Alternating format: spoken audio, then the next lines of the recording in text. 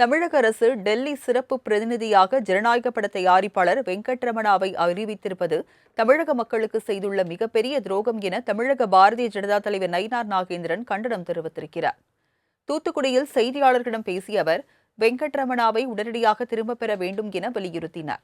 மேகதாது விவகாரத்தில் அடம் பிடிக்கும் முதலமைச்சர் சிவக்குமாரின் நண்பர் வெங்கட்ரமணா தான் தமிழ்நாட்டிற்கு எப்படி நீதி கிடைக்கும் எனவும் அவர் வினவினார்.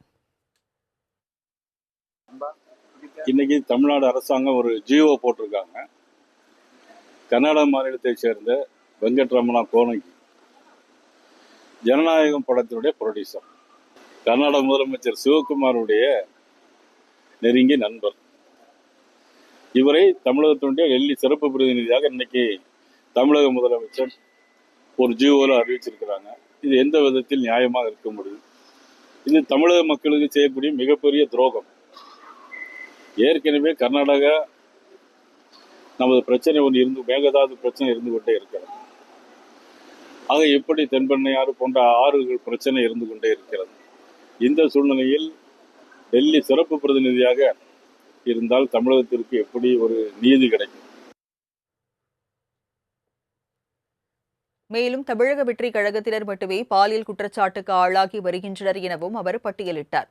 போதைப் பொருள் கலாச்சாரத்தை ஒழிக்க மாரத்தான் ஓடினால் மட்டும் முடியாது எனவும் நயினார் நாகேந்திரன் காட்டமாக கூறினார். அதான் இன்னைக்கு நேற்று மட்டுமே தாவகவுடைய நிர்வாகிகள் 4 பேர்கள் தொடர்ந்து பள்ளி குழந்தைகளுக்கும் எல்லாருக்கும் பாலியல் தொந்தரவு கொடுத்து கொண்டே இருக்கிறார்கள். எந்த கட்சியை சேர்ந்தவர்களும் இல்லை, இதுல தமிழக வெற்றி கழகத்தை சேர்ந்தவர்கள் மட்டுமே பாலியல் வன்கொடுமை இருக்கிறார்கள்.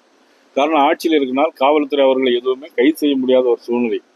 காவல்துறையுடைய கைகள் கட்டப்பட்டிருக்கிறது. எப்படி பழைய ஆட்சி காலத்தில் கற்பழிப்பு சம்பவங்கள், பாலியல் வன்கொடுமை நடந்ததோ, எப்படி கஞ்சா போதைப்பொருள் நடமாட்டம் அதிகமாக இருந்ததோ, அதே அளவுக்கு இன்றைக்கு தமிழகத்திலும் மிக மோசமான சூழ்நிலை போய்கொண்டிருக்கிறது. இதில் தமிழர்களுக்கு இடமே இல்லை என்கின்ற ஒரு சூழ்நிலையும் வந்திருக்கிறது.